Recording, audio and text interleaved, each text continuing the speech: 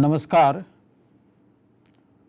ગુજરાત માધ્યમિક અને ઉચ્ચતર માધ્યમિક શિક્ષણ બોર્ડ અને ગુજરાત સરકાર દ્વારા વંદે ગુજરાત ચેનલ પર ધોરણ 12 રસાયણ વિજ્ઞાન ભાગ 2 એમાંનો રાસાયણિક ગતિકી કેમિકલ કાઇનેટિક્સ માં એકવાર આપણે આગળ ભણી ચૂક્યા છીએ. એનાથી આગળ આપણે લઈએ તો જે શરૂઆતમાં આપણે વાત કરી હતી રાસાયણિક પ્રક્રિયાના વેગ પર અસર કરતા પરિબળો, એનો અભ્યાસ એ રાસાયણિક ગતિકી છે. ત્યાર પછીનો બીજો મુદ્દો આજે આપણે લઈએ રાસાયણિક પ્રક્રિયાના વેગનો અભ્યાસ. રાસાયણિક પ્રક્રિયાના વેગના અભ્યાસમાં આપણે આગળ વધીશું. આપ સૌને આ કાર્ય માટે આવકારું છું. તો આપણે વાત કરીશું રાસાયણિક પ્રક્રિયા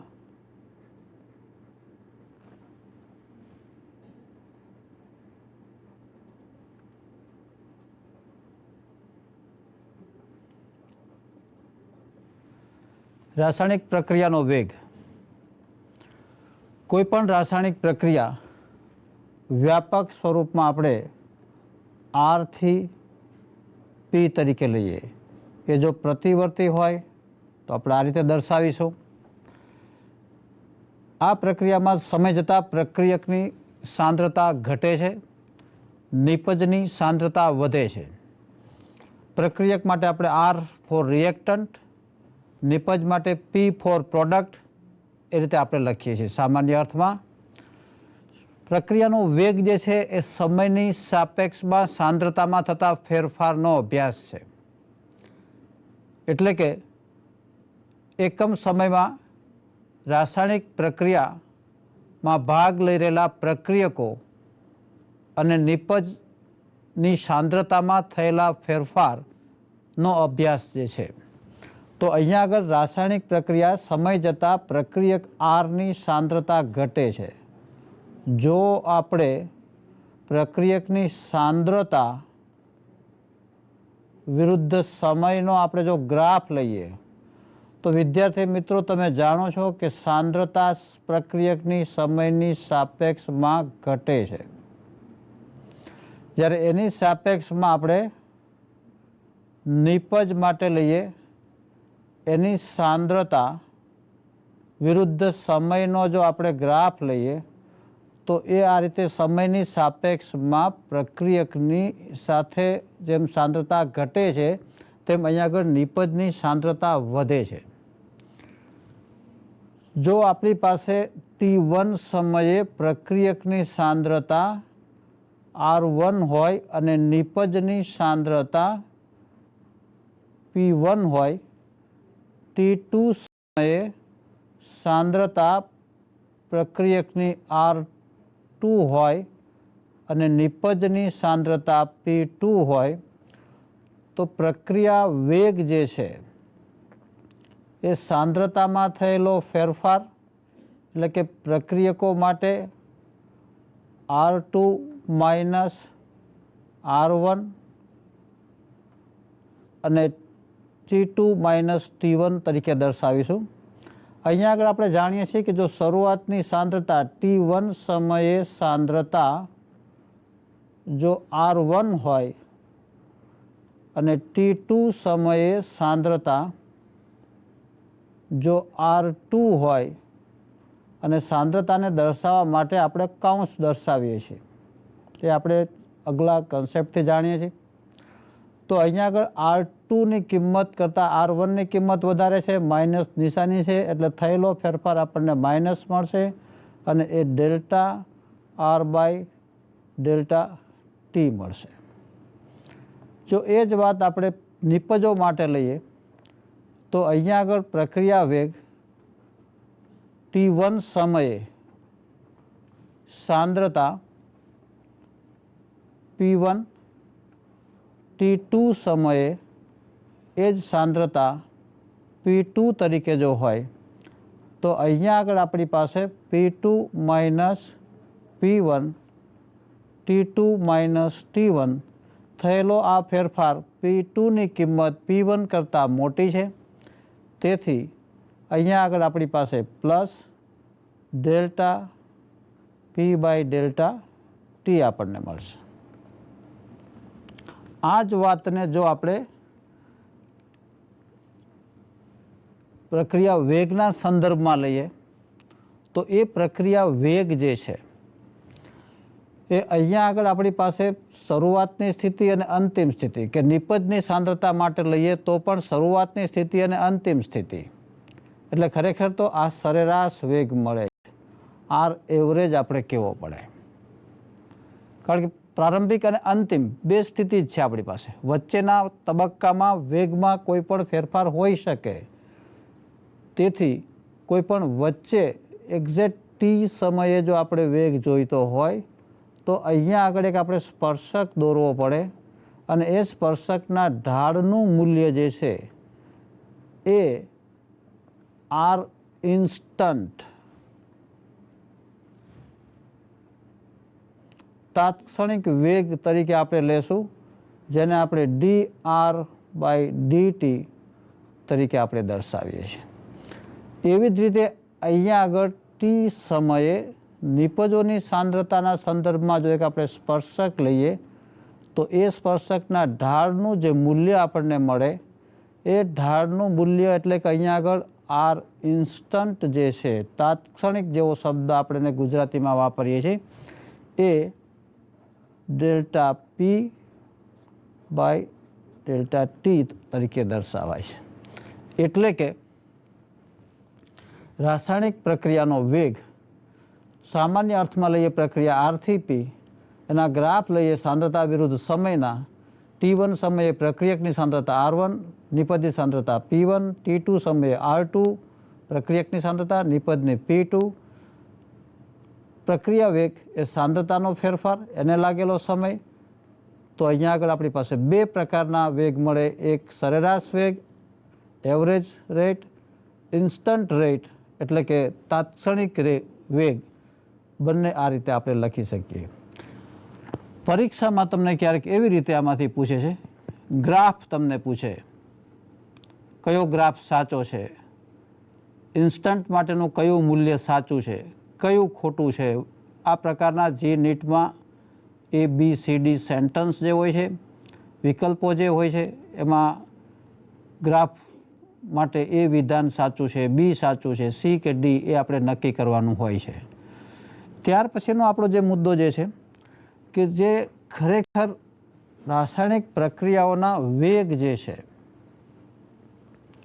એ રાસાયણિક પ્રક્રિયાનો વેગ સૈદ્ધાંતિક રીતે અને પ્રાયોગિક રીતે, સૈદ્ધાંતિક રીતે આપણે સરેરાશ વેગ તાત્ક્ષણિક વેગની આપણે વાત કરી, પરંતુ પ્રાયોગિક રીતે કંઈક જુદી જ ઘટના બને છે. પ્રાયોગિક માટે આપણે દાખલા તરીકે આપણી પાસે કોઈ એક પ્રક્રિયા છે, એ પ્રક્રિયા 2NO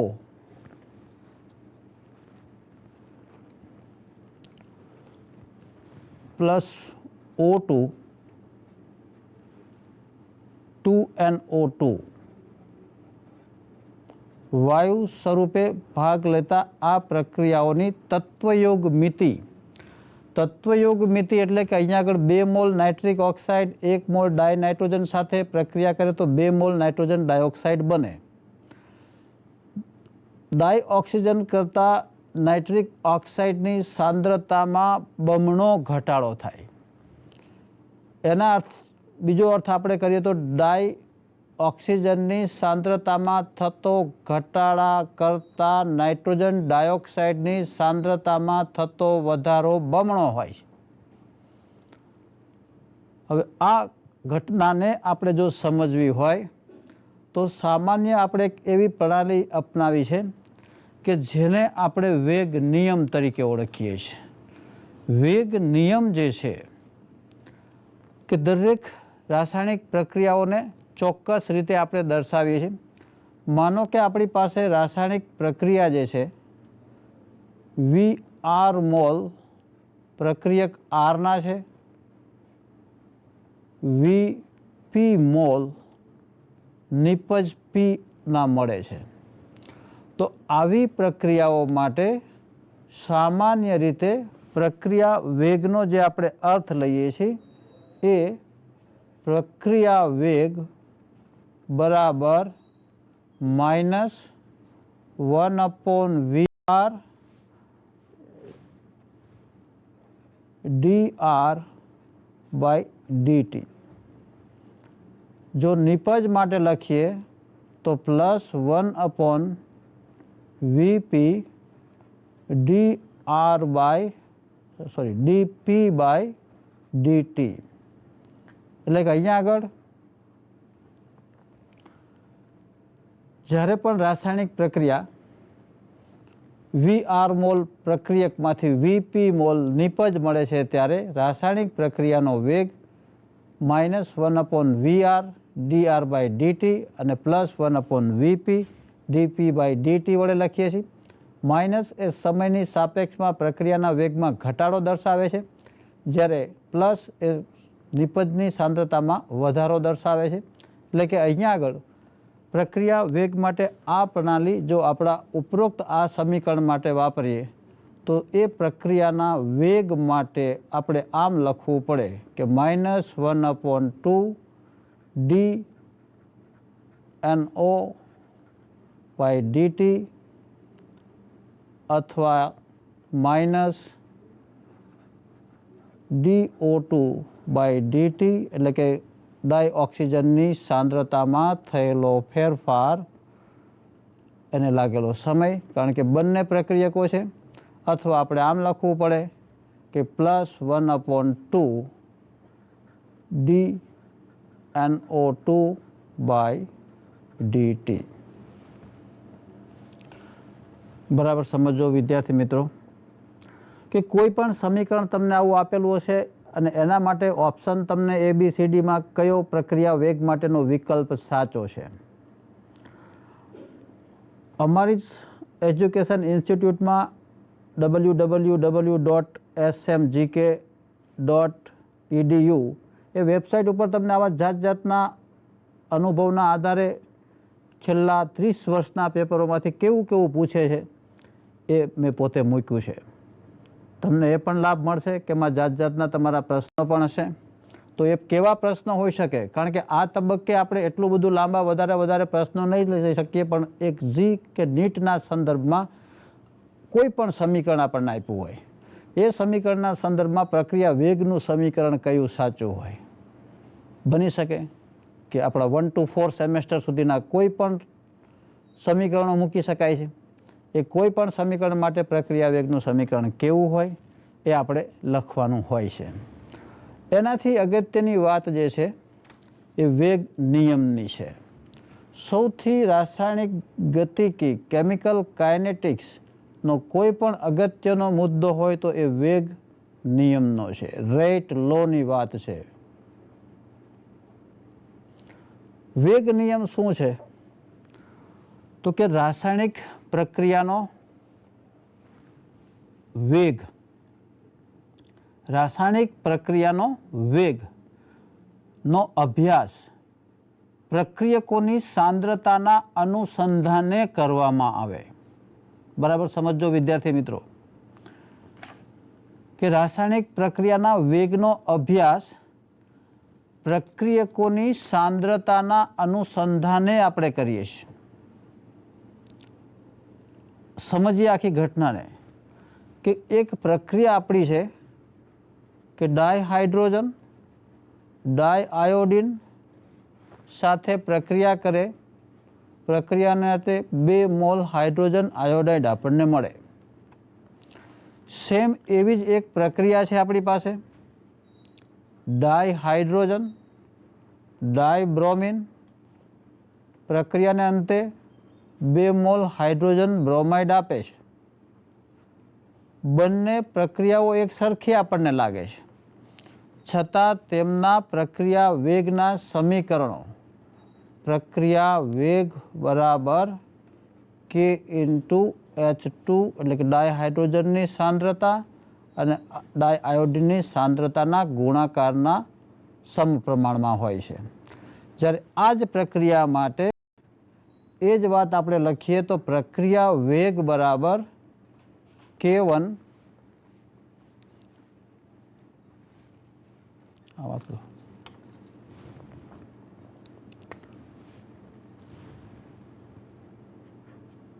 ઇન્ટુ H2 ની સાંદ્રતા ઇન્ટુ Br2 ની સાંદ્રતા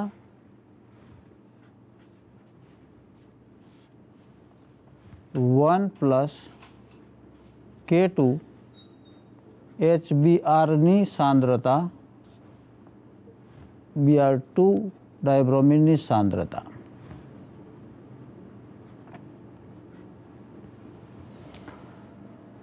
બંને પ્રક્રિયાઓ એક સરખી લાગે છે આપણને કે ડાયહાઇડ્રોજન વત્તા diiodine 2 mole hydrogen iodide, hydrogen plus dibromine 2 mole hydrogen bromide.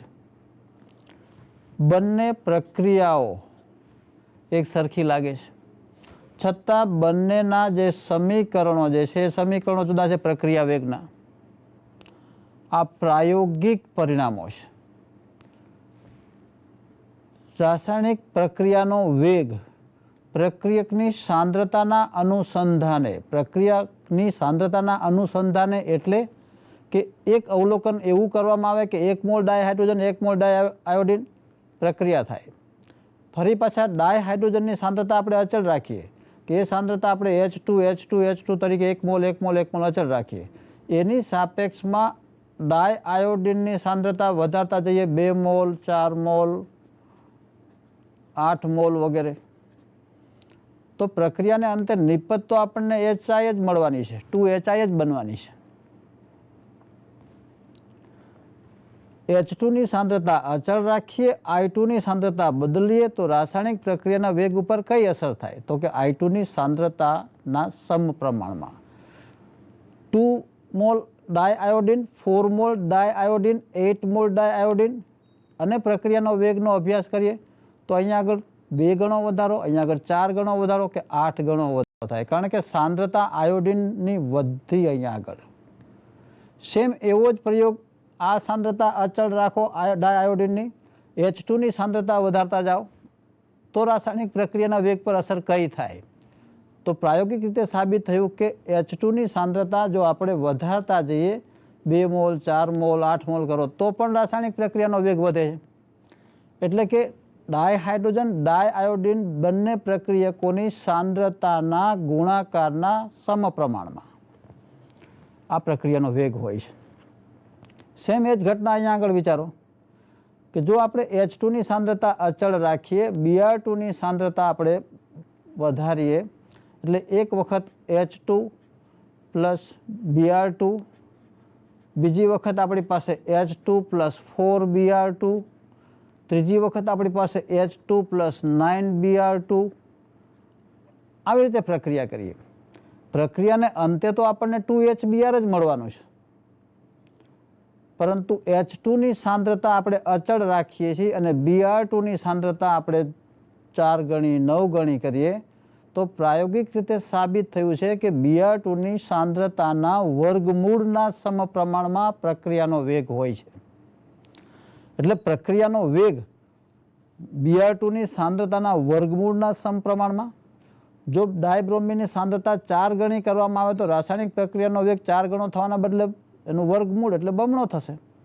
9 ગણો જો આપણે Br2 ની સાંદ્રતા વધારીએ તો રાસાયણિક પ્રક્રિયાનો વેગ 9 ગણાના બદલે 3 ગણો થાય છે. પ્રાયોગિક રીતે નક્કી થાય છે. સેમ પછી હજી આ નીચે સમીકરણ આપણને મળ્યું કે અહીંયા આગળ એ સમીકરણમાં જોશો તો HBr, જો આ પ્રક્રિયા પાત્રમાં HBr હાજર હશે તો પ્રક્રિયા પ્રતિગામી થશે અને એવા સંજોગોમાં HBrની હાજરીને કારણે પ્રક્રિયાનો વેગ ઘટી જાય. તો HBrને આપણે સમગ્ર પ્રક્રિયા પાત્રમાંથી બહાર કાઢી નાખીએ તો આ સંપૂર્ણ પદ નીકળી જાય. તો માત્ર આપણી પાસે પ્રક્રિયા વેગનું સમીકરણ આટલું જ રહેશે કે K1 ઇન્ટુ H2 ની સાંદ્રતા ઇન્ટુ Br2 ની સાંદ્રતા એનું વર્ગમૂળ. બરાબર સમજો વિદ્યાર્થી મિત્રો કે બે સમાન પ્રક્રિયાઓ લાગે છે. H2 પ્લસ I2, H2 અને I2 ની સાંદ્રતાના ગુણાકારના સમપ્રમાણમાં. જ્યારે એ જ એના જેવી જ પ્રક્રિયા H2 પ્લસ Br2 તો કે H2ની સાંદ્રતાના સમપ્રમાણમાં અને Br2ની સાંદ્રતાના વર્ગમૂળના સમપ્રમાણમાં રાસાયણિક પ્રક્રિયાનો વેગ હોય છે. સંપૂર્ણપણે આ સમીકરણો જે આપણને મળ્યા છે પ્રાયોગિક રીતે મળે છે. કોઈ સૈદ્ધાંતિક આપણે જે અગાઉ વાત કરતા હતા એવું કોઈ અહીંયા આગળ રાસાયણિક સંતુલન વખતે પણ આપણે વાત કરી હતી કે રાસાયણિક પ્રક્રિયાનો વેગ પ્રક્રિયકોની સક્રિય જથ્થાના ગુણાકારના સમપ્રમાણમાં હોય છે. અહીંયા આગળ એવું બનતું નથી. આપણે ઘણી વખત જાણીએ છીએ, તમે પણ ક્લાસમાં અનુભવ્યું હોય છે કે દરેક શિક્ષક દરેક વિદ્યાર્થી જે આખા વર્ગખંડમાં બેઠા હોય છે બધાને એક સાથે જ ભણાવતા હોય છે, એક સરખું જ ભણાવતા હોય છે. સમય સમાન છે. જે વિદ્યાર્થીઓ અને શિક્ષકો બંને એક સરખું આદાન પ્રદાન શિક્ષણનું કરતા હોય છે, છતાં પરિણામ બધાના જુદા જુદા આવે છે. એક જ ચેપ્ટરની પરીક્ષા હોય છતાં પણ વિદ્યાર્થી મિત્રો તમારા પરિણામ જુદા જુદા આવે છે. તમે બધાય A1 ગ્રેડવાળા સ્ટુડન્ટ હોઈ શકો, ટીચર પણ A1 ગ્રેડનો હશે, છતાં પણ તમારા પરિણામમાં વેરિએશન આવે છે. બધાને MBBSમાં મળતું નથી. શા માટે? પ્રેક્ટિકલી નક્કી થાય છે કે તમારી તૈયારી, તમારું કોન્સન્ટ્રેશન, પરીક્ષાનું તમારું વાતાવરણ, સમગ્ર શૈક્ષણિક વર્ષ દરમિયાન તમારું ધ્યાન, so many factors effect on your result.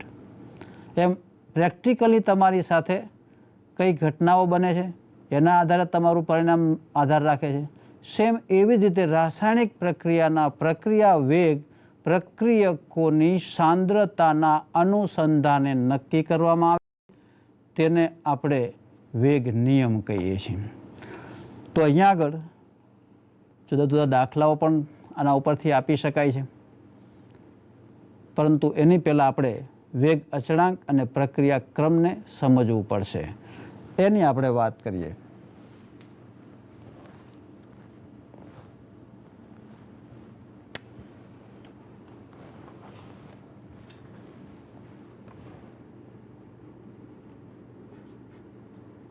વેગ અચળાંક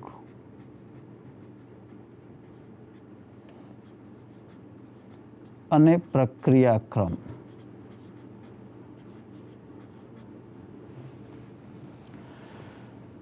વેગ અચળાંક અને પ્રક્રિયા ક્રમને સમજવા માટે આપણી પાસે પ્રક્રિયા હતી H2 પ્લસ Br2 2HBr.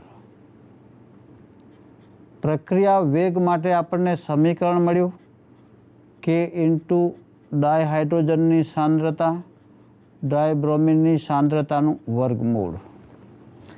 બીજી એક પ્રક્રિયા આપણી પાસે હતી H2 પ્લસ I2 2HI. પ્રક્રિયા વેગ માટે આપણે આવું લખ્યું કે K ઇન્ટુ H2ની સાંદ્રતા ઇન્ટુ I2ની સાંદ્રતા. અલગ અલગ પ્રક્રિયાઓ હોય. ત્રીજી એક પ્રક્રિયા આપણે લઈએ 2N2O5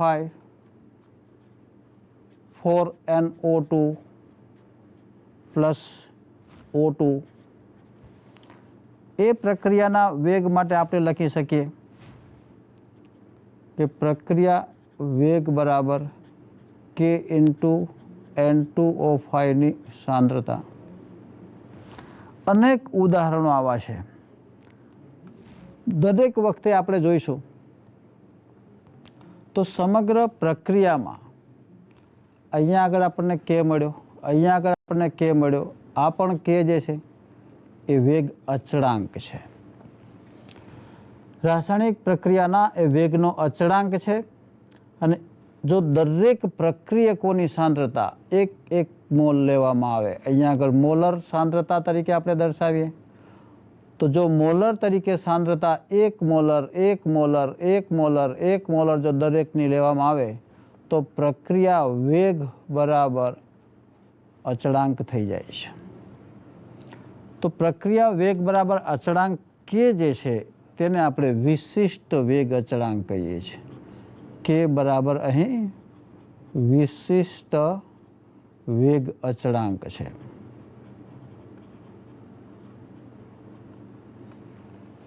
દરેક પ્રક્રિયકની સાંદ્રતા 1 મોલર લેવામાં આવે તો પ્રક્રિયા વેગ વિશિષ્ટ વેગ અચળાંક જેટલો થાય. એનાથી આગળ સૌથી મહત્વનો મુદ્દો છે પ્રક્રિયાક્રમ. પ્રક્રિયાક્રમ એ સૌથી અગત્યનો આપણો મુદ્દો છે. કોઈ પણ રાસાયણિક પ્રક્રિયા તમે ભણી પણ ગયા છો, નવું જો તમારે ચેપ્ટર ચાલતું હશે તો વ્યાપક સ્વરૂપમાં કોઈ આપણે એક પ્રક્રિયા લઈએ કે આપણી પાસે કોઈ એક પ્રક્રિયા છે કે N1 mall A plus N2 mall B, પ્રક્રિયાને અંતે N3 મોલ C અને N4 મોલ D મળે છે. આપણે જાણીએ છીએ કે આ પ્રક્રિયાના વેગ માટે આપણે આમ લખીએ છીએ કે K ઇન્ટુ A⁴x અને B⁴y. વિદ્યાર્થી મિત્રો બરાબર સમજો કે અહીંયા આગળ K જે છે એ વેગ અચળાંક છે, એની સાંદ્રતા ઉપર x ઘાત છે, બીની સાંદ્રતા ઉપર y ઘાત છે, જે દર્શાવે છે કે x જે છે એ પ્રક્રિયકના સંદર્ભમાં પ્રક્રિયાક્રમ છે, y જે છે એ બી પ્રક્રિયકની સાંદ્રતાના સંદર્ભમાં તેનો પ્રક્રિયાક્રમ છે. x અને y બંને પ્રાયોગિક રીતે નક્કી થાય છે અને આ સમીકરણમાં તમે જુઓ તો ક્યાંય N1 N2નો ક્યાંય ઉલ્લેખ નથી. પ્રક્રિયા વેગ જે છે એ તત્વયોગમિતીય પૂર્ણાંકો N1 કે N2 સાથે કોઈ સંબંધ ધરાવતા નથી. x અને y એ પ્રક્રિયાક્રમ છે. x અને yનો સરવાળો એ સંપૂર્ણ પ્રક્રિયાક્રમ છે.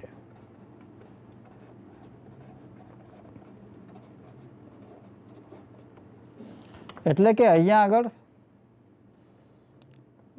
પ્રક્રિયાક્રમ શું? તો કે કોઈ પણ રાસાયણિક પ્રક્રિયા, ઉદાહરણ તરીકે N1 mall A plus N2 mall B, એમાંથી N3 મોલ C અને N4 મોલ D બને છે. આ પ્રક્રિયા માટે પ્રાયોગિક રીતે નક્કી કરવામાં આવ્યું કે પ્રક્રિયાનો વેગ બરાબર K into A⁴x into B⁴y, જ્યાં x અને y અનુક્રમે પ્રક્રિયક A અને પ્રક્રિયક Bના સંદર્ભમાં પ્રક્રિયાક્રમ છે. તેનો સરવાળો x પ્લસ y એ સંપૂર્ણ પ્રક્રિયાક્રમ છે. પ્રક્રિયાક્રમ પ્રાયોગિક રીતે નક્કી થાય છે. બરાબર સમજો, એ પ્રાયોગિક રીતે નક્કી થાય છે.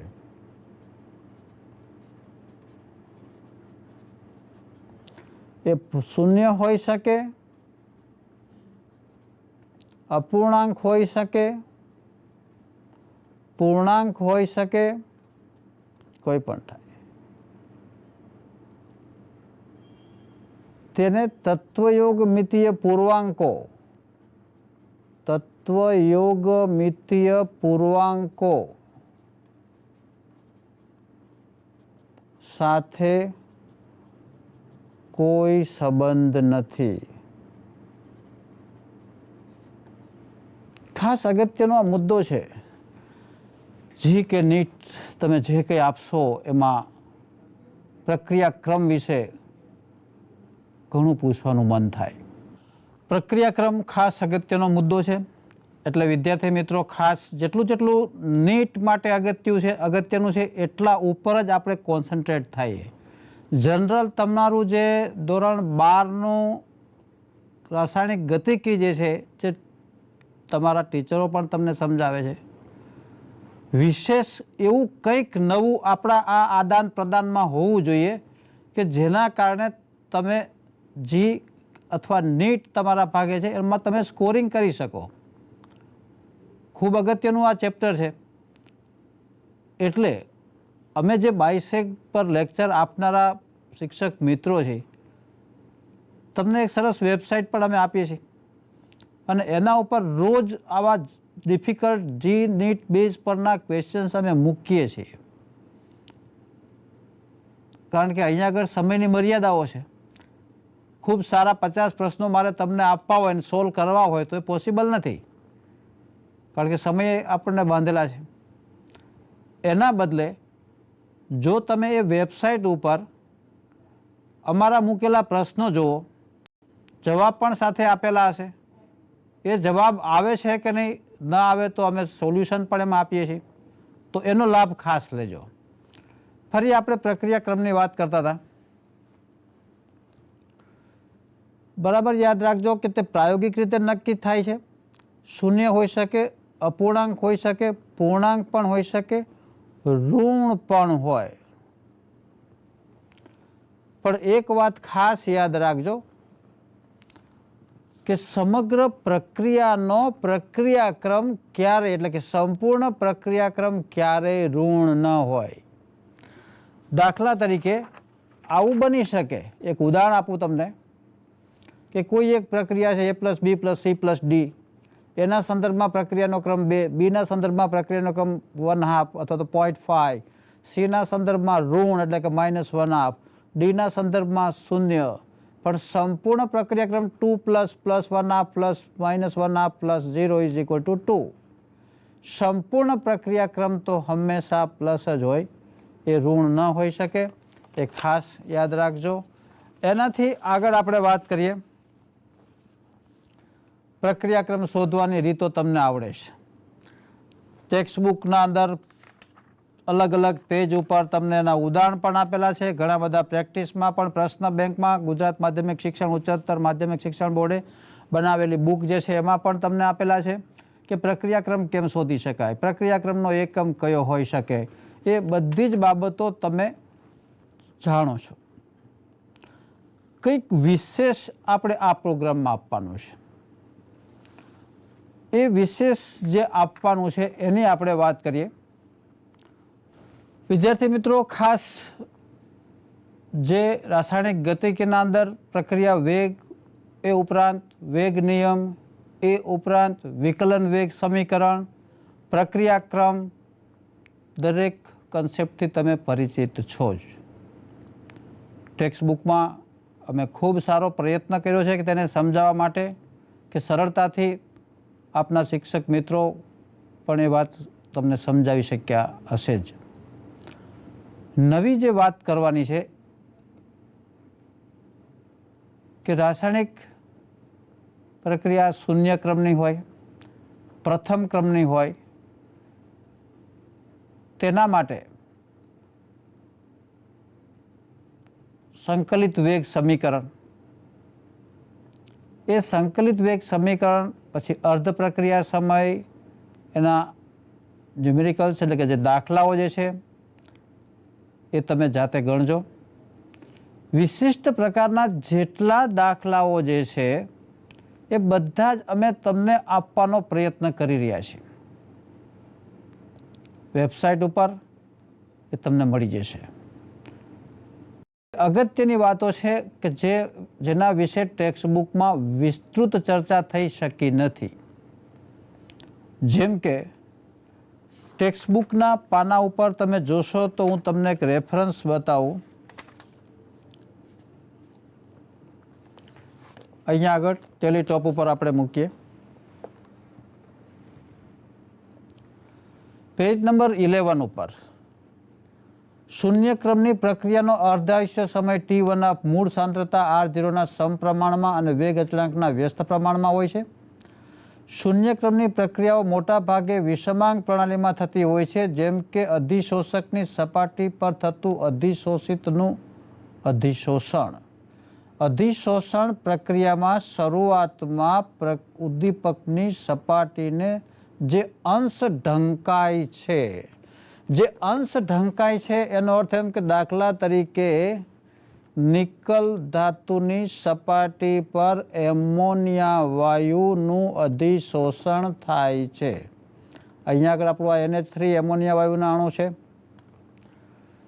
સંપૂર્ણપણે એનું જ્યારે અધિશોષણ થાય છે, આ પ્રક્રિયાનો વેગ, એનું સમીકરણ K1 × NH3ની સાંદ્રતા 1 + K2 × NH3ની સાંદ્રતા. પ્રાયોગિક રીતે આ પરિણામ આપણને મળ્યું છે. જો આપણે આ પ્રક્રિયામાં પ્રારંભિક પ્રક્રમ જેને આપણે કહીએ છીએ શરૂઆતમાં NH3નું પ્રમાણ બહુ જ ઓછું હોય, એટલે સંપૂર્ણપણે 1+K2 NH3માં NH3નું પ્રમાણ ઓછું હોય એટલે આ મૂલ્ય લગભગ 1 થઈ જાય. એટલે સમીકરણ આપણું K1 × NH3 પ્રારંભિક તબક્કામાં થાય, જે દર્શાવે છે કે આ પ્રથમ ક્રમની પ્રક્રિયા છે. જ્યારે એમોનિયા વાયુનું પ્રમાણ વધી જાય, સંપૂર્ણપણે અહીંયા આગળ અધિશોષણ થઈ જાય, એટલે કે વધુ દબાણ હોય, તો અહીંયા આગળ 1+K2 × NH3 જે છે એ આપણી પાસે K1 × NH3 ઉપરાંત અહીંયા આગળ K2 NH3 થઈ જાય.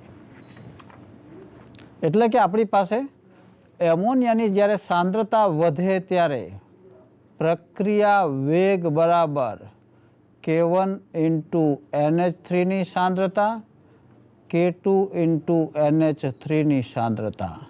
એટલે કે અહીંયા આગળ K1/K2 બરાબર K, એટલે કે પ્રક્રિયા વેગ અચળ થઈ જશે. એ ખરેખર આપણે શૂન્ય ક્રમની પ્રક્રિયા માટે લીધું હતું કે ત્યારે આપણે વાત કરી હતી કે dR/dTનું આ જે મૂલ્ય જે છે એ K જેટલું થાય છે, મૂળ આપણો કન્સેપ્ટ જે છે. એટલે કે સંપૂર્ણપણે જ્યારે એમોનિયાનું પ્રમાણ ખૂબ વધી જાય એટલે કે અધિશોષણની પ્રક્રિયા પૂર્ણ થાય છે, પછી એમોનિયાનું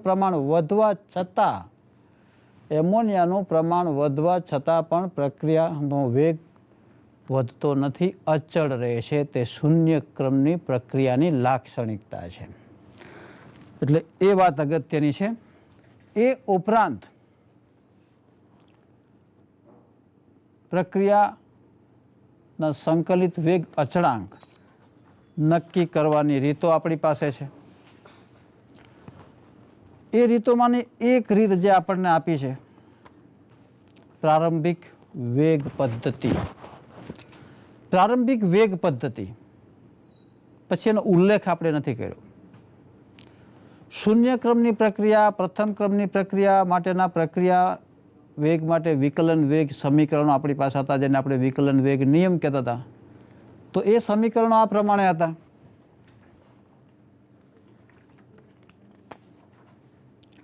શૂન્ય ક્રમ માટે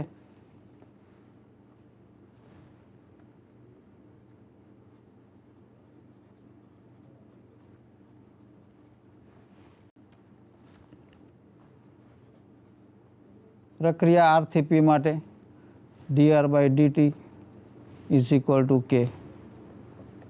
પ્રથમ ક્રમ માટે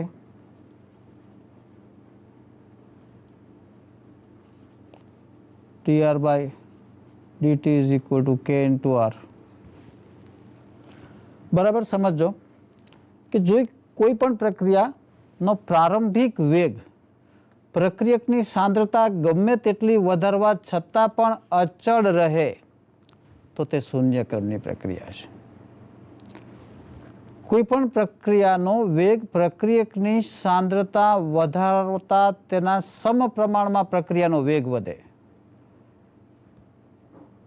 R પ્રક્રિયક છે, તેની સાંદ્રતા બમણી કરીએ તો પ્રક્રિયા વેગ બમણો થાય, એની સાંદ્રતા 4 ગણી કરીએ તો પ્રક્રિયાનો વેગ 4 ગણો થાય.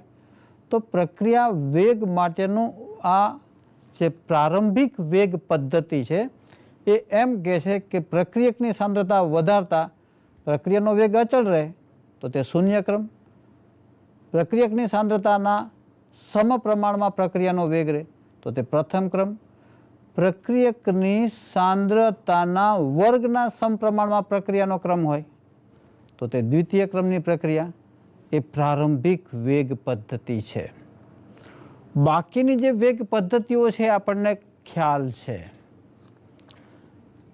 ટેક્સ્ટ બુકમાં સ્પષ્ટ સમજાવ્યું છે. સંકલિત વેગ સમીકરણ પદ્ધતિ, આલેખ પદ્ધતિ, અર્ધ પ્રક્રિયા સમય પદ્ધતિ, ઓસ્વાલ્ડ વિલગન પદ્ધતિ, આ બધી જ પદ્ધતિઓ આપણે સારી રીતે સમજીએ છીએ. મહત્વની બાબતો ખાસ એના MCQ છે. નીટ ટોટલ MCQ બેઝ ઉપર ચાલે છે, OMR સિસ્ટમ છે. દરેક પ્રશ્નને વિદ્યાર્થી મિત્રો 4 વખત તો કમસે કમ ઝડપથી વાંચી લ્યો. એક વખત વાંચો, બીજી વખત, ત્રીજી વખત, ચોથી વખત, એટલે એકદમ ભેદ તમને સ્પષ્ટ મળી જશે. આપણે એવી ગણતરીથી ચાલીએ છીએ કે 1 મિનિટમાં તો પૂરો થઈ જ જવો જોઈએ. એના કરતાં એક પ્રશ્ન પૂરેપૂરો વાંચી લ્યો. તમને સમજવા માટે તક મળવી જોઈએ, સમય મળવો જોઈએ. આપણે એમ કહીએ છીએ તક તો તમને મળી ગઈ છે, સમય તમને મળવો જોઈએ. અને એ સમય તો તમે એ 4 વખત વાંચો તો જ મળે. એક વખત વાંચી લો અને સીધો ABCD ઉપર નજર કરી લો અને સી સાચું છે ને ટપ્પું કરી લો તો વિદ્યાર્થી મિત્રો તમે ખોટા તરફ જઈ રહ્યા છો. વર્ષોથી ઘણા બધા પેપરો બોર્ડે અમારી પાસે સેટ કરાવ્યા હતા અને એ વખતે પ્રશ્નના પેપર સેટર તરીકે અનુભવના આધારે આપને કહી રહ્યો છું કે જો તમે 3-4 વખત પ્રશ્નને બરાબર વાંચશો નહીં ને તો તમને સમજવાનો ચાન્સ જ નહીં મળે. એટલે ખોટા તરફ જવાના છો. બધા જ પ્રશ્નો નીટના આપણે જવાબ આપવાની અપેક્ષા રાખ્યા વગર એના કરતાં સાચા પૂરેપૂરા જવાબ આપશો ને તો આગળ નીકળી જશો. આગળ આપણે વાત કરીએ ઓસ્વાલ્ડ વિલગન પદ્ધતિ. જુદા જુદા પ્રક્રિયકો, જે અગત્યની વાત જે છે તે ઓસ્વાલ્ડ વિલગન પદ્ધતિ. વધુ પ્રમાણમાં જ્યારે પ્રક્રિયકો હોય ત્યારે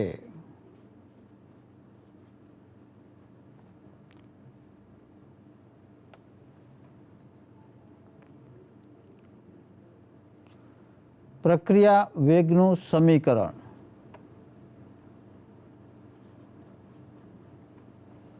k × a⁴ b⁴ c⁴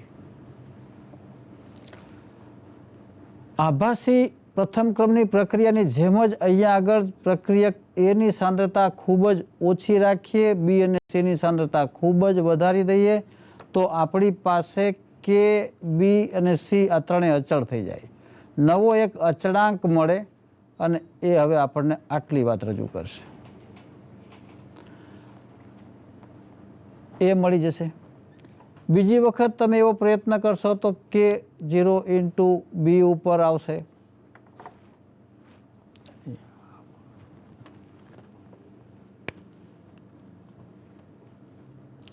એ ઉપરાંત ત્રીજો પ્રયત્ન એવો કરશો કે ત્યાં આગળ આપણે આ સ્થિતિમાં આવીએ K0 × C, એના ઉપર C ઘાત.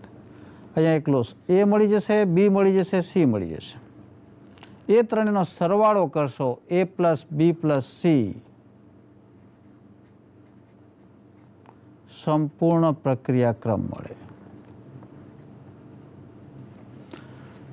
બરાબર સમજો કે અહીંયા આગળ એક પ્રક્રિયકની સાંદ્રતા ઓછી રાખીને બાકીના બધાની સાંદ્રતા વધારતા જાઓ તો સંપૂર્ણપણે આભાસી પ્રથમ ક્રમની જેમ જ પણ અહીંયા આગળ એકલા A, એકલા B, એકલા C ત્રણેયનો સરવાળો કરો એટલે સંપૂર્ણ પ્રક્રિયાક્રમ મળે. ટેક્સ્ટ બુકમાં એવા દાખલાઓ તમને આપ્યા છે. વધારાના દાખલાઓ પણ અમારી વેબસાઇટ ઉપરથી તમને મળી જશે. પ્રેક્ટિસ માટે એ ખાસ તમે જોજો, ખૂબ ફાયદો તમને થશે. એનાથી આગળ આપણે વાત કરીએ વેગ અચળાંક પર તાપમાનની અસર.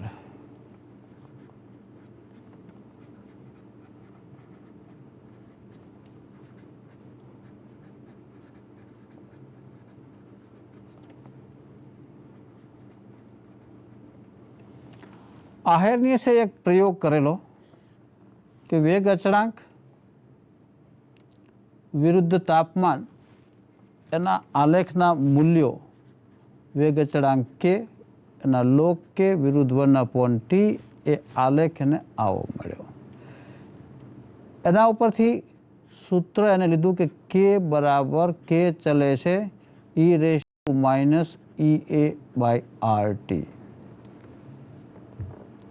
કે વેગ અચળાંક એનું મૂલ્ય k = a × e⁻ કે એ ઈ એ આર અને ટી વિદ્યાર્થી મિત્રો આપ જાણો છો. અગત્યની વાત તો એ છે કે બંને બાજુ જો આપણે લોગ લઈએ તો ln k બરાબર અહીંયા આગળ ln a minus E A by R T. લોગમાં ફેરવીશું 2.303 કે 2.303 a minus E A by R T.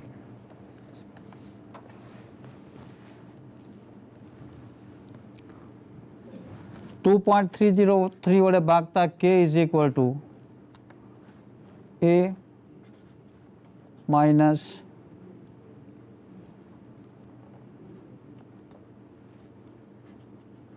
E A by R T. એટલે કે લોગ કે બરાબર આપણું આગલું સૂત્ર log K minus E A by R T એ સૂત્ર આપણને મળે. અહીંયા આગળ 2.303 વડે ભાગીએ એટલે ભાગ્યા 2.303 એટલે કે લોગ કે બરાબર લોગ એ માઇનસ ઈ એના છેદમાં 2.303 આર ટી. વિદ્યાર્થી મિત્રો સૌને આ બધું આવડે છે, ટેક્સ્ટ બુકમાં આપ્યું પણ છે. પ્રશ્ન એ છે કે જ્યારે આ પ્રકારના પ્રશ્નો નીટમાં આપણને પૂછાય ત્યારે આપણી પાસે લોગ ટેબલ કે કેલ્ક્યુલેટર તો હોતું નથી. માનો કે અહીંયા આગળ તમને એ શોધવાનું કહે છે. એક પદ્ધતિ આપણે ગ્રાફ ઉપરથી શોધી કાઢીએ છીએ કે લોગ કે વિરુદ્ધ 1/t અહીંયા આગળ જ્યાં છેદે ત્યાં લોગ એ આપણને મળશે. ઢાળનું મૂલ્ય જે છે એ માઇનસ ઈ એના છેદમાં 2.303 આર થઈ જાય. આંતરછેદના મૂલ્ય પરથી એ મળે, ઢાળના મૂલ્ય પરથી આપણને ઈ એ મળે. દાખલો જ્યારે આપ્યો હોય ત્યારે ખાસ એ ધ્યાનમાં રાખવાનું છે કે એની કોઈ કિંમત આપેલી હોય, એની કોઈ કિંમત આપેલી હોય, આર ટી આપણને આપેલા હોય, એ આપણે શોધવાનું છે. તો જનરલ નોલેજનો એક ઉપયોગ કરજો કે ક્યાંય આપણને જે મૂલ્યો આપ્યા છે 2.303, 0.693 તો ટેન્ટેટિવલી 2.303 ને 2.3 તરીકે લો, 0.693 ને 7.7 તરીકે લો, 8.314 ને 8.3 તરીકે લો અને રેન્ડમલી ગુણાકાર ભાગાકાર કરી શકો છો તમે વગર કેલ્સી અને વગર લોગ ટેબલ. અને એ જે અંદાજિત તમારો જવાબ આવશે એની નજીકના એક વિકલ્પ હોય છે. બે વિકલ્પ તો એવા જ હોય કે તદ્દન ખોટા હોય છે કે તમે સમજી જ શકો કે આટલો બધો ડિફરન્સ આવે નહીં. જોજો અત્યાર સુધીના પેપરોની તમે એક સર્વે કરજો. આપણે મૂંઝાઈ છીએ કે લોગ ટેબલ છે નહીં ને આપણને દાખલો કેવી રીતે આવડશે, કેલ્સીની આપણને ના પાડી છે તો આપણે કેવી રીતે ગણી શકશું. પણ જો તમે નજીકના મૂલ્યો પસંદ કરો, 8.31 ની જગ્યાએ ખાલી 8 લઈ લો, 0.67 ની જગ્યાએ 0.7 કરી નાખો તો રેન્ડમલી તમે ઝડપથી એ નજીકના જે ABCDના નજીકનું મૂલ્ય તમને મળી જશે.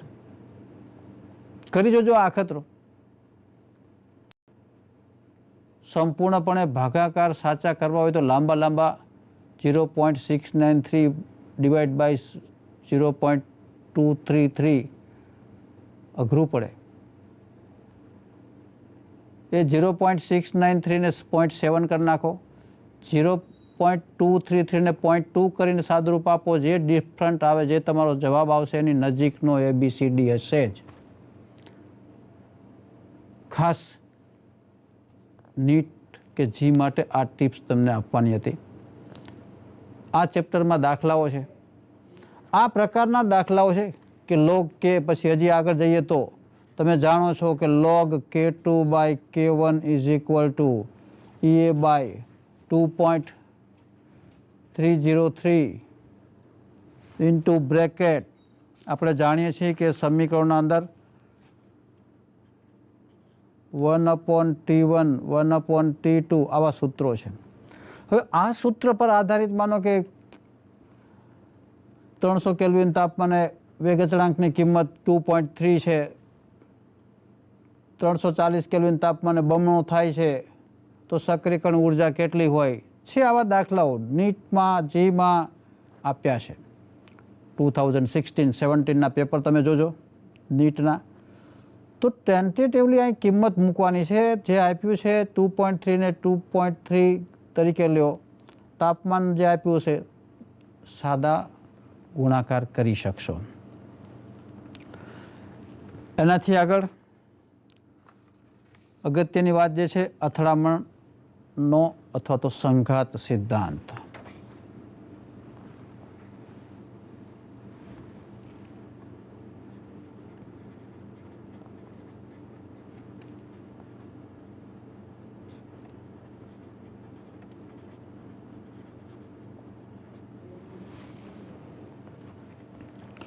મેક્સ સ્ટ્રોઝ અને વિલિયમ લુઈસ આ સિદ્ધાંતની રજૂઆત કરી કે કોઈ પણ પ્રક્રિયા દાખલા તરીકે A+B માંથી નિપજ આપણને મળે છે ત્યારે જે નિપજો મળે છે એના સંદર્ભમાં આપણે વિચારીએ તો પ્રક્રિયાનો વેગ Z of AB into e raised to minus EA by RT છે. જે આર્હેનિયસનું સમીકરણ હતું A into e raised to minus EA by RT સાથે મળતું આવે છે. જ્યાં Z of AB એ અથડામણ આવૃત્તિ છે. અથડામણ આવૃત્તિ એટલે એક સેકન્ડમાં એકમ કદમાં સફળ અથડામણ કેટલી થાય છે એ મૂલ્ય Z of AB. એનાથી પણ આગળ સફળ અથડામણ કે જે નિપજમાં પરિણમી શકે એને આપણે સફળ અથડામણ કહીએ છીએ. અને એ સફળ અથડામણ થઈ અને નિપજમાં પરિણમવા માટે જે નવો એક અવયવ કે જેને આપણે હવે વેગ માટે આમ લખીશું કે વેગ બરાબર અહીંયા આગળ rho into Z of AB e raised to minus EA by RT. ત્રણેય સમીકરણો એટલે હું આપને આપું છું કે પરીક્ષાની દ્રષ્ટિએ તમને આમાં આ સમીકરણ કે આ સમીકરણ કે આ કોઈ પણ પૂછે Z of AB બરાબર સમજો એ અથડામણ આવૃત્તિ છે. પ્રતિ સેકન્ડ પ્રતિ એકમ કદમાં થતી અથડામણની એ આવૃત્તિ એટલે કે અથડામણની સંખ્યા. અથડામણની એ સંખ્યા કે જે સફળ અથડામણ છે જે નિપજમાં પરિણમે છે એ જ પ્રક્રિયા વેગ નક્કી કરે છે. આર્હેનિયસનો અચળાંક એ છે. અહીંયા આગળ રો જે છે એને આપણે ત્રિવિમ વિન્યાસકારક એવું નામ આપ્યું છે. સ્ટેરિક ફેક્ટર સંભાવ્યતા અવયવ. સંભાવ્યતા એટલે અસંખ્ય અણુઓ છે. આપણે લખીએ છીએ કે H2 + I2 2HI. આ પ્રક્રિયામાં 1 મોલ ડાયહાઇડ્રોજન 1 મોલ ડાયઆયોડિન સાથે પ્રક્રિયા કરી 2 મોલ હાઇડ્રોજન આયોડાઇડ આપે છે. 1 મોલ એટલે 6.022 10⁻23. આટલા બધા ડાયહાઇડ્રોજનના અણુઓ એનું બંધારણ એ તૂટે છે અને આટલી મોટી સંખ્યા નાની નથી. 6022 પછી 1 2 3 4 5 20 મીંડા. આવડી મોટી સંખ્યાના અણુઓ પોતાના બંધ તોડે છે, નવા બંધ જોડે છે, HI બનાવે છે. વિચારી જુઓ કે આ નાની સંખ્યા નથી. એટલી બધા ડાયહાઇડ્રોજનના અણુઓ HH બંધ તૂટ્યા પછી પાછું આયોડિન સાથે જોડાય, અને સ્થાયી HI તરીકે સ્થિર રહે એ સફળ અથડામણ કહેવાય છે. અને આ સફળ અથડામણ થાય એ નિપજમાં પરિણમે છે. એટલે વિદ્યાર્થી મિત્રો ખાસ એ વાત સમજજો કે અહીંયા આગળ એક તો અથડામણ થવી જોઈએ નિપજ પરિણમવા માટે, ઉપરાંત યોગ્ય દિશા હોવી જોઈએ, દિક વિન્યાસ એવું આપણે કહીએ છીએ. ત્રીજી વાત પૂરતી ઉર્જા, જેને આપણે દેહલી ઉર્જા એવું કહીએ છીએ, પૂરતી ઉર્જા હોય, અથડામણ અનુભવે, ઉપરાંત એની દિશા પણ યોગ્ય હોય. આમ છતાં પણ જે અથડામણ સફળ છે કે જે નિપજમાં પરિણમે છે એને આપણે સ્વીકારીએ છીએ. એટલે પેજ નંબર 23 ઉપર ટેક્સ્ટ બુકમાં તમને આપી છે 4 શરતો આપી છે કે પ્રક્રિયક અણુઓ વચ્ચે અથડામણ અથવા તો સંઘાત થવો જોઈએ. 2, દેહલી ઉર્જા, જેટલી ઉર્જા પ્રક્રિયકોના અણુઓ પાસે હોવી જોઈએ. જે ન્યૂનતમ ઉર્જા જેને કહીએ સક્રિયકરણ ઉર્જા પણ આપણે કહી શકીએ. ત્રીજી અગત્યની બાબત યોગ્ય દિશામાં અથડામણ થવી જોઈએ, યોગ્ય દિક વિન્યાસ. પેજ નંબર 23 ઉપર તમને સરસ ઉદાહરણ પણ આપ્યું છે અમે. અને છેલ્લી સફળ અથડામણ અથવા તો સંઘાત એ જ નિપજમાં પરિણમી શકે છે. જો આવું ન થયું હોત, અથડામણ થાય અને નિપજમાં જો નિપજ મળે, પ્રક્રિયકોની અથડામણ થાય અને જો એ નિપજમાં પરિણમે તો હવામાંનો ડાયઓક્સિજન કોલસા કાર્બન સાથે કાર્બન ડાયોક્સાઇડ બનાવી નાખે, ડાય નાઇટ્રોજન હવામાં રહેલો છે, ડાયઓક્સિજન હવામાં રહેલો છે, નાઇટ્રિક ઓક્સાઇડ બની જાત અને આપણે ક્યારેય જિંદગીભર ક્યાંય કેમિસ્ટ્રી ભણવા જેવો પ્રશ્ન રહેત જ નહીં. સમગ્ર સૃષ્ટિ જ ન હોત, કારણ કે ઓક્સિજન તો બધો વપરાઈ ગયો હોત. એટલે સંપૂર્ણપણે અહીંયા આગળ એક વાત ખાસ મારે કહેવાની છે તમને. અહીંયા આગળ નીટના આ પ્રશિક્ષણમાં દરેક ચેપ્ટર પાસે મર્યાદિત સમય છે. તમારી પાસે અનેક પ્રશ્નો છે.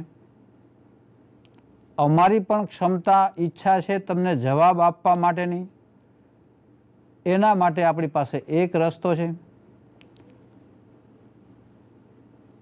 અમારી ટીમના કોઈ પણ સભ્યને પૂછશો તો દરેકની વેબસાઇટ, અને હવે અમે કોમન વેબસાઇટ બનાવી છે કે જેમાં બાયસેગના નીટના પ્રશ્નો વિદ્યાર્થીઓ પૂછે. અને તમે જો પ્રશ્ન ન પૂછો તો અમે રોજ અમારી આ ટીમ 5-10 પ્રશ્નો કે જે ખરેખર તમારી પૂરેપૂરી કેમિસ્ટ્રીના જ્ઞાનની ચકાસણી કરશે. અને એ મિત્રો ખાસ વિદ્યાર્થી મિત્રો સોલ્વ કરતા રહેજો. એના જવાબો પણ અમે સાથે આપીશું. તો આપણે સહિયારો પ્રયત્ન કરી અને 12 તારીખે થતી પરીક્ષા ઉપરાંત તમારી નીટની જે પરીક્ષા શરૂ થવાની છે આવતા મહિનામાં, તો એના માટે પણ તમને ખાસ શુભેચ્છા છે. પણ ખાસ વેબસાઇટ જે છે, મારી પર્સનલ વેબસાઇટ તમને કહી દઉં, www.smgk.edu. એના ઉપર તમે ક્લિક કરશો, પ્રશ્ન મોકલશો તો પણ હું વ્યક્તિગત રીતે પણ તમને જવાબ આપીશ.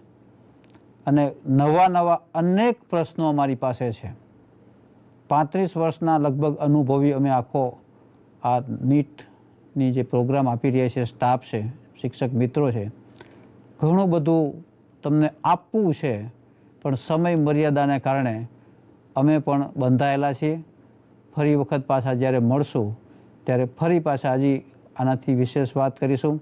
ખાસ કરીને રાસાયણિક ગતિકીનો એક મુદ્દો, ઉષ્મા શોષક અને ઉષ્માક્ષેપક પ્રક્રિયાઓ, એના ગ્રાફ, પર્ટિક્યુલરલી મિત્રો એમાંથી કેવા પ્રશ્નો પૂછી શકાય એ લાઈવ અમે ઓન સ્ક્રીન મૂકી દઈએ છીએ અમારી વેબસાઇટ ઉપર. તો તમને કેટલો બધો ફાયદો થઈ જશે. અને એ સોલ્વ કરવાની તક તમને અને અમને બેને મળે. Thank you.